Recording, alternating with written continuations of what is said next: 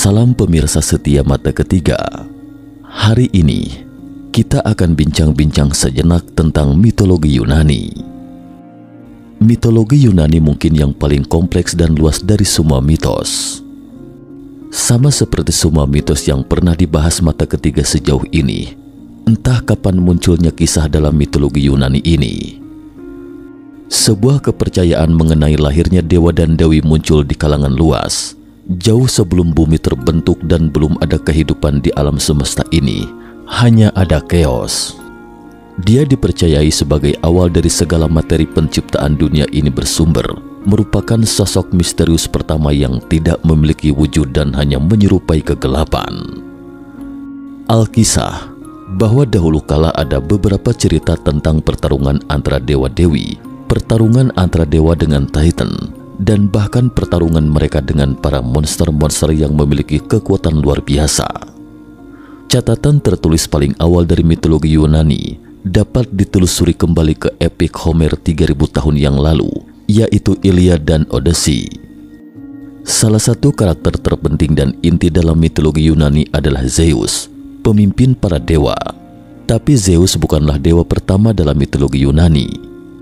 Dewa pertama dalam mitologi Yunani adalah seorang dewi bernama Gaia yang lahir dari kekacauan.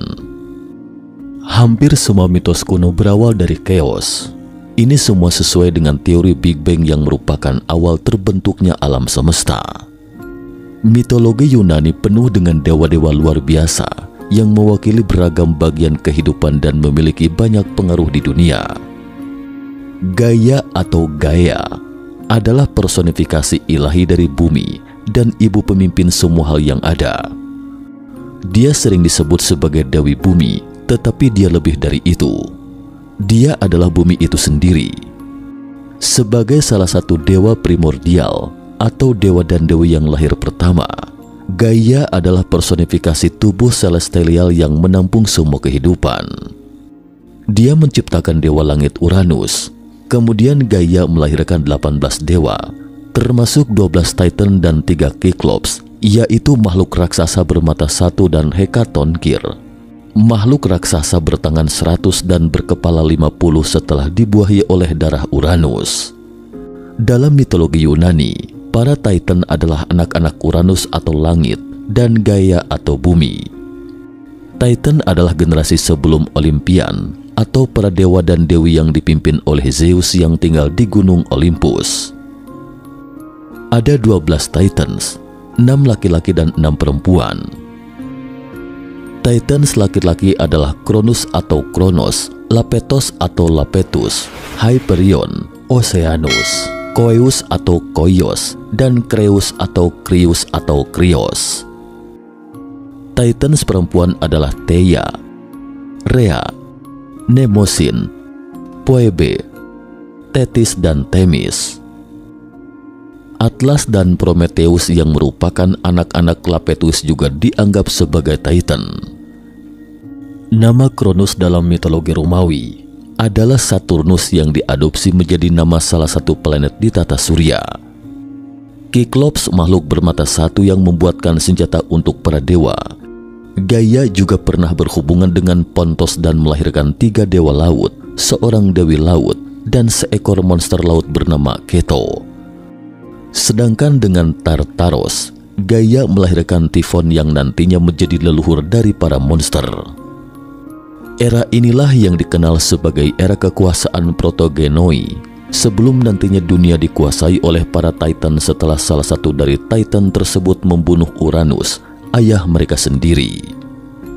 Mitologi Yunani mirip dengan mitologi Eropa Utara, Jepang dan Tiongkok kuno, sama-sama berawal dari chaos kekacauan alam semesta.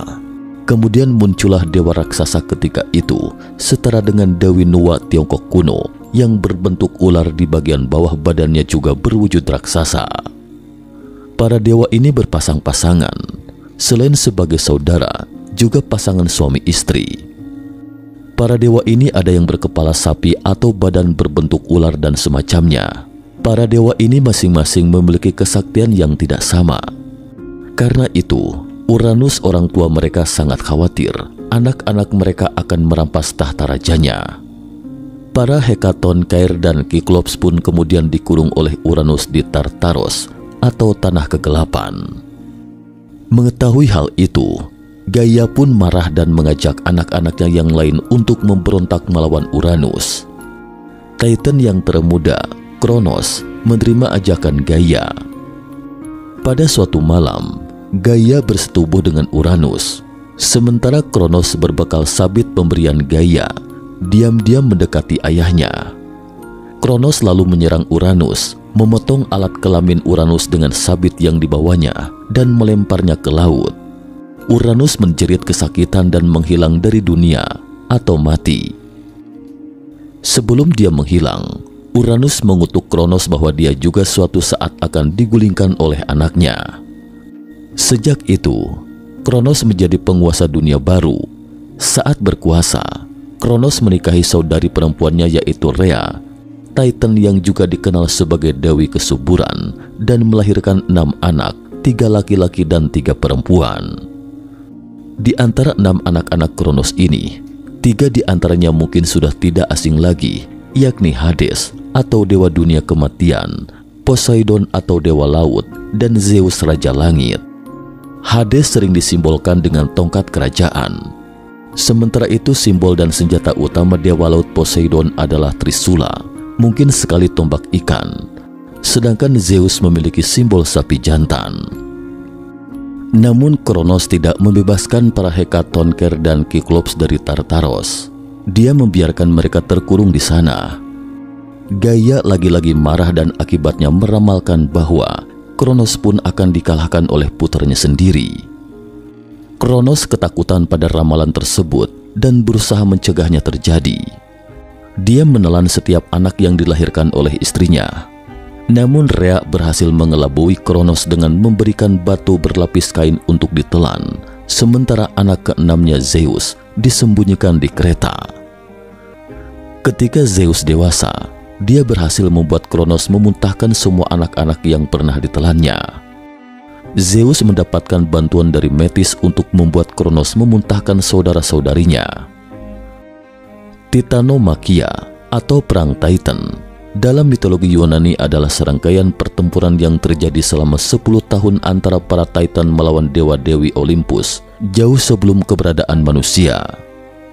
Para Titan berjuang dari gunung Othrys dan para dewa Olympus berjuang dari gunung Olympus. Perang ini terjadi karena Zeus dan saudara-saudaranya melakukan perlawanan terhadap Kronos, ayah mereka yang telah menelan mereka. Tidak semua Titan memihak kelompok Titan dalam perang ini. Semua Titan wanita memilih tidak terlibat perang. Okeanos memilih tetap netral, sedangkan Prometheus, Epimetheus, dan Styx beserta anak-anaknya berpihak pada Zeus. Tapi Zeus tetap butuh bantuan dalam melawan para Titan. Karena itu, setelah diberi saran oleh Gaia, Zeus membebaskan para Hekatoncheir dan para Kyklops yang dikurung di Tartaros. Keterlibatan para raksasa itu terbukti berperan banyak dalam perang tersebut. Para Kyklops membuatkan senjata-senjata hebat untuk Zeus dan saudara-saudarinya. Zeus memiliki senjata petir yang dapat membuat hujan petir dengan daya hancur luar biasa. Senjata Trisula untuk Poseidon yang dapat menciptakan ombak raksasa. Sementara itu, pemimpin para roh orang mati dan juga penjaga dunia bawah yaitu Hades merupakan salah satu dari 3 saudara utama Olympus. Hades tentu saja mengikuti perang Titan pada masa penciptaan Yunani. Dia dan saudaranya, Poseidon, menahan ketua para Titan yaitu Kronos. Menjadi salah satu pejuang dari perang Titan membuat Hades juga mendapat senjata legendaris seperti saudara-saudarinya. Senjata legendaris yang ia terima adalah helm tembus pandang atau yang dikenal sekarang adalah helm Hades. Helm ini memberikan kekuatan tembus pandang kepada siapapun yang memakainya.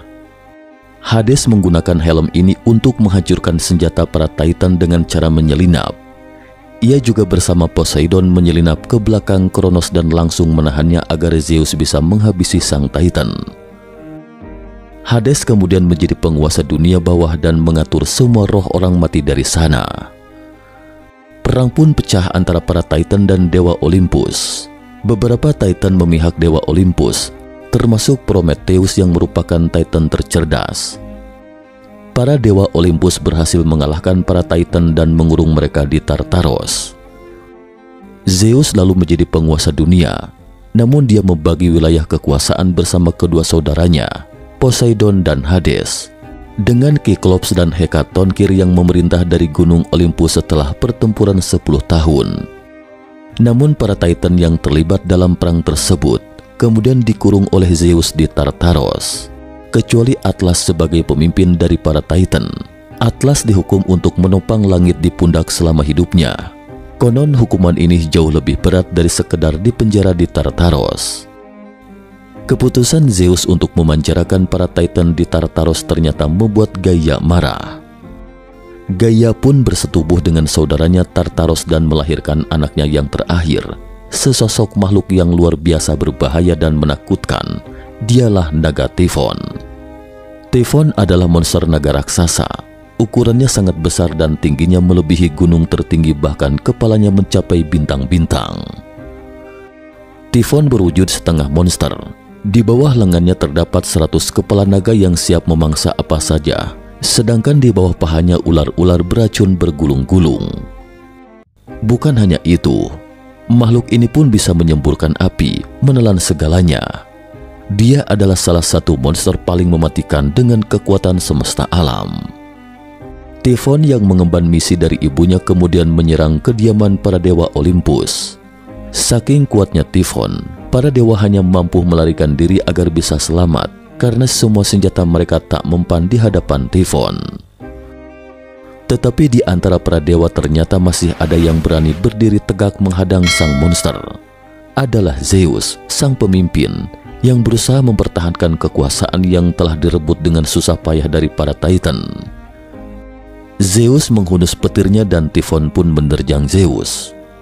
Ketika Typhon semakin mendekat, Zeus tidak menyerang dengan petir tetapi dengan sabit batu peninggalan Kronos yang digunakan oleh Kronos untuk memotong alat kelamin Uranus, terluka oleh senjata legendaris tersebut.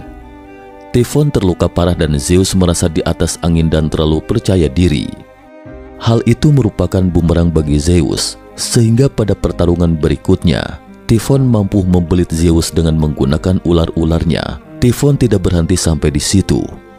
Dengan sabit batu peninggalan Kronos yang diambilnya dari Zeus, Typhon memotong urat di tangan dan kaki Zeus. Maka Zeus pun tak bisa lagi menggunakan petirnya dan semakin tidak berdaya.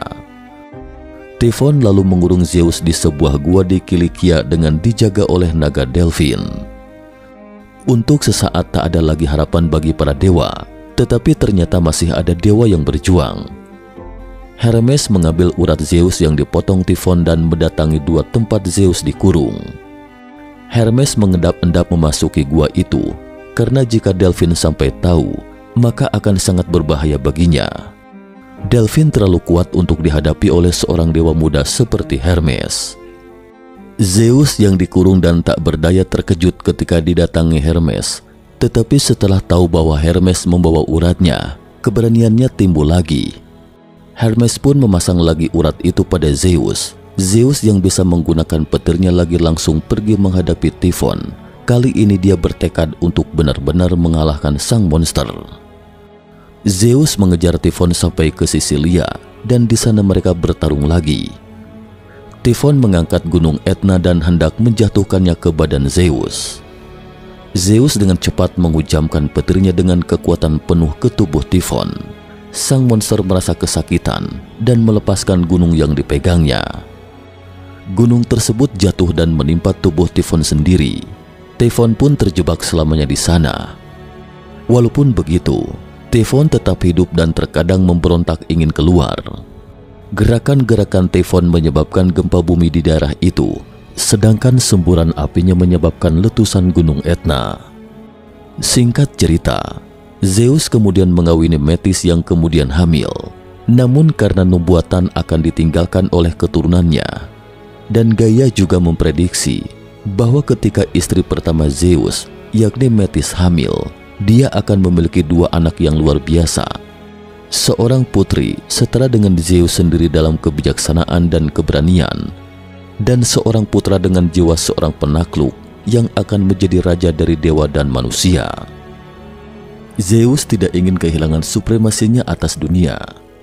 Atas saran Uranus dan Gaia, dia menipu Metis agar menjadi serangga dan menelannya. Zeus pun mengikuti jejak ayahnya dan memaksa Metis yang tengah hamil. Setelah beberapa saat, Zeus merasakan sakit kepala yang luar biasa. Untuk membantu kelahiran Athena, Hephaestus memukul kepala Zeus dengan kapak dan Prometheus mengambilnya dari kepala Zeus. Athena lahir sebagai wanita dewasa dengan baju besi emas mengkilap, dengan tombak tajam di satu tangan, sambil mengeluarkan teriakan perang yang keras. Belakangan, Zeus menikahi kakak perempuannya sendiri, yaitu Hera. Dari hubungan tersebut, keduanya memiliki beberapa keturunan, di antaranya Ares, Hebe, Hephaestus, dan Eileithyia. Kemudian ia juga menjalin hubungan dengan Demeter, padahal sang Dewi Panen merupakan kakak perempuannya sendiri, alias saudari Hera. Mula-mula, Demeter menolak segala rayuan dari Zeus, namun raja para dewa tersebut menyamar menjadi seekor banteng. Dalam wujud tersebut, Zeus memerkosa Demeter dan akhirnya lahirlah Persephone. Di antara anak-anak yang dilahirkan para dewi dari hubungannya dengan Zeus adalah dewa cahaya Apollo, anak dari Zeus dan Leto dan saudara kembar Artemis. Selain itu juga Hephaestus, putra dari Zeus dan Hera. Dia adalah dewa yang pincang. Dia berperan sebagai pandai besi bagi para dewa dan sering membuat berbagai alat dan senjata yang sangat berguna bagi para dewa. Meski pincang dan buruk rupa, tapi Hephaestus memiliki istri paling cantik, yakni Aphrodite atau Afrodit, dewi cinta dan kecantikan. Ada beberapa pendapat mengenai silsilah dewi cinta Aphrodite. Beberapa penulis seperti Homeros dan Apollodoros mengatakan bahwa Aphrodite merupakan putri Zeus dengan Dewi Dion. Sementara yang lainnya seperti Hesiodos menyebutkan bahwa Aphrodite terlahir dari buih lautan yang terbentuk dari alat kelamin Uranus yang terpotong. Pendapat kedua menarik karena berkaitan dengan nama Aphrodite yang berasal dari kata apros atau buih. Sebagai seorang dewi cinta, ada hal yang cukup menarik pada diri Dewi Aphrodite, khususnya soal kisah cinta dan pengkhianatan yang dialaminya.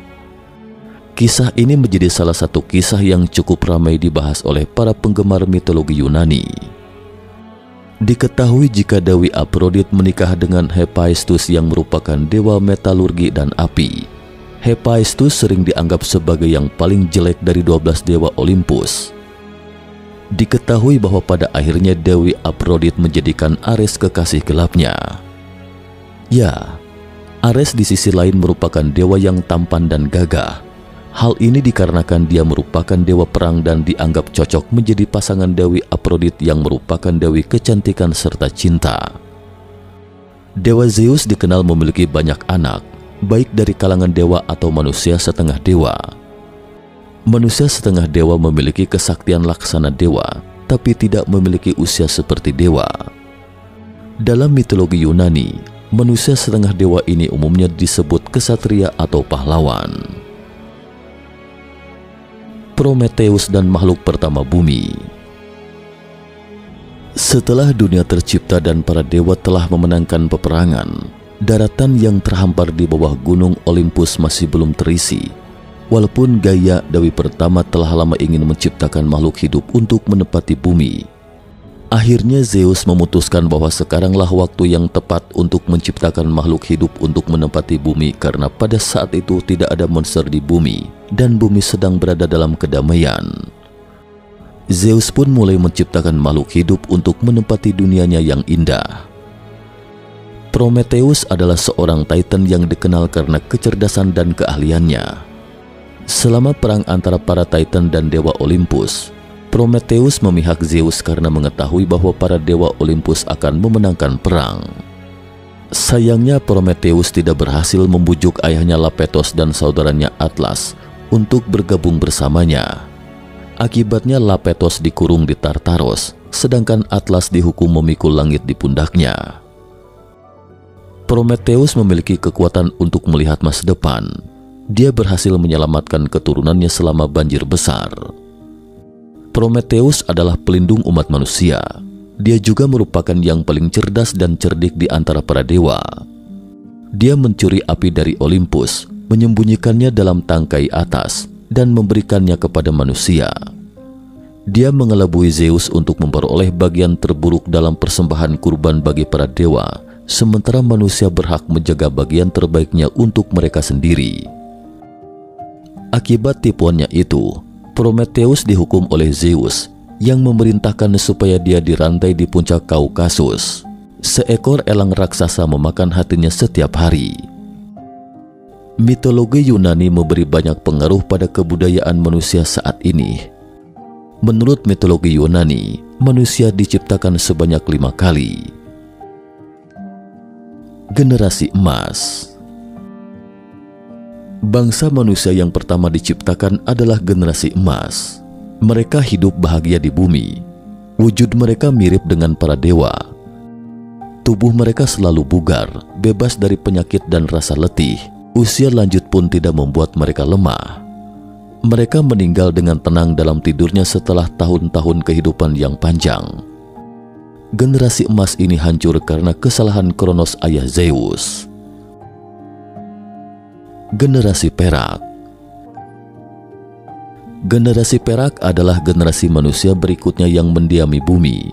Generasi ini tubuhnya lemah dan tidak dapat mengurus dirinya sendiri. Manusia pada zaman ini tidak dapat membedakan mana yang baik dan benar. Mereka dikisahkan tidak pernah berterima kasih pada para dewa. Akibatnya, Zeus membuang mereka semua ke negeri yang dikuasai oleh Hades, daerah kematian. Generasi perunggu. Generasi perunggu berperawakan tinggi besar dan memiliki kekuatan yang tidak terkalahkan. Mereka mengenakan pakaian berbahan perunggu dan selalu siap tempur. Peralatan rumah tangga mereka terbuat dari perunggu, bahkan rumah mereka pun berbahan perunggu. Mereka hidup dari berburu dan mengumpulkan buah-buahan. Kekuatan dan kekuasaan membuat generasi ini congkak. Zeus yang menjadi murka karena kecongkakan mereka kemudian mengirimkan generasi ini menuju kegelapan abadi. Generasi pahlawan. Manusia generasi pahlawan wujudnya mirip para dewa. Beberapa manusia generasi pahlawan ini adalah anak-anak dari para dewa. Para dewa-dewi Olympus sering datang mengunjungi mereka dan melindungi kota-kota generasi ini. Mykenai adalah kota yang paling masyhur. Para pahlawan terkenal dari generasi ini antara lain Hercules, Herakles, Theseus, Jason, dan Achilles. Generasi ini mengalami masa suram saat terjadi perang besar di Thebes dan Troya. Zeus kemudian mengirim generasi ini ke tempat sepi di ujung dunia. Di tempat itu generasi pahlawan hidup bebas. Generasi besi, generasi terakhir manusia. Generasi manusia yang terakhir ini masih mendiami dunia saat ini. Generasi manusia ini hidupnya penuh cobaan dan kesulitan. Mereka harus bekerja keras untuk bertahan hidup. Para dewa telah undur diri dari kehidupan manusia dan hanya sesekali saja ikut campur. Generasi terakhir ini tetap memiliki kenangan akan generasi sebelumnya. Mereka tetap mengingat generasi pahlawan dalam kebudayaannya. Nah, itulah 5 generasi manusia menurut mitologi Yunani. Cukup sekian dulu topik kita hari ini. Jika suka dengan video mata ketiga, jangan lupa like, subscribe, dan share. Terima kasih atas perhatiannya dan sampai jumpa di episode berikutnya.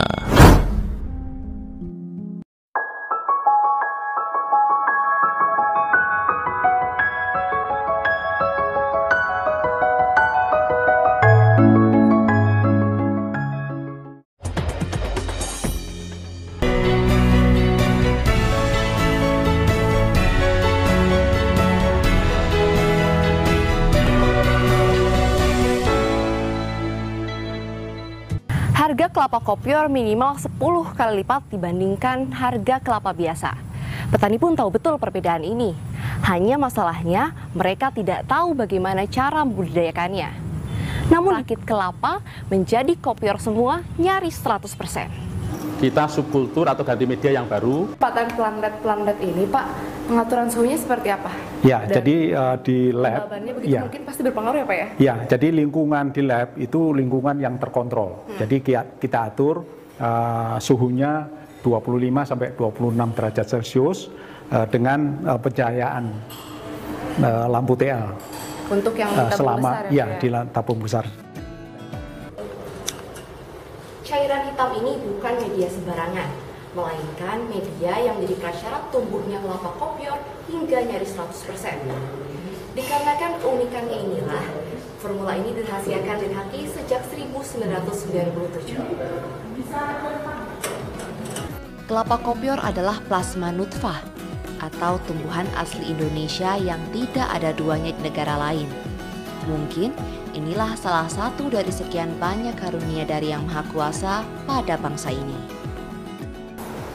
Yang menjadi ciri khas dari kelapa kopior ini adalah dagingnya yang terlepas secara sendiri begitu ya Pak ya, dari batok kelapanya. Berbeda dengan kelapa-kelapa lain, sehingga daging dari kelapa kopior ini sudah berbentuk remah ketika dibuka. Jadi di sini ini adalah tahap 3 atau tahap di bawah ditempatkan selama 6 sampai 8 minggu. Itu juga tergantung percepatan pertumbuhan. Setelah 8 minggu maksimal kita pindah ke full cahaya dan full hujan atau di main sere MN. Jadi udah nggak pakai waring lagi. Udah, iya.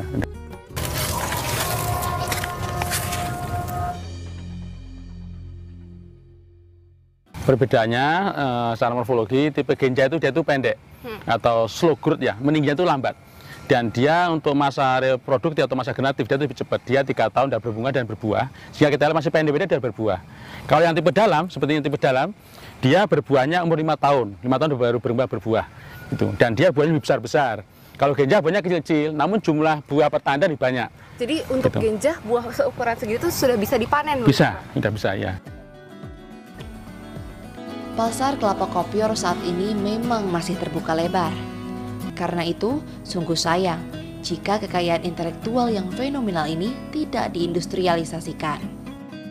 Ada harapan besar kami, teknologi sudah dihasilkan. Kalau ini tidak sangat terbuka untuk melakukan kerjasama penanaman kelapa kopior, dan kami juga sedang merintis pasar. Kita sedang merintis pasar sehingga berapapun yang petani tanam, berapapun yang industri tanam, itu sudah ada pasarnya. Karena khas Indonesia dan sudah bisa dimasalkan, kelapa kopior adalah harta karun yang bisa memakmurkan masyarakat kita. Jika terus dikembangkan, bukan mustahil kelapa kopior ini juga akan menjadi ikon bangsa dan bahkan kuliner dunia.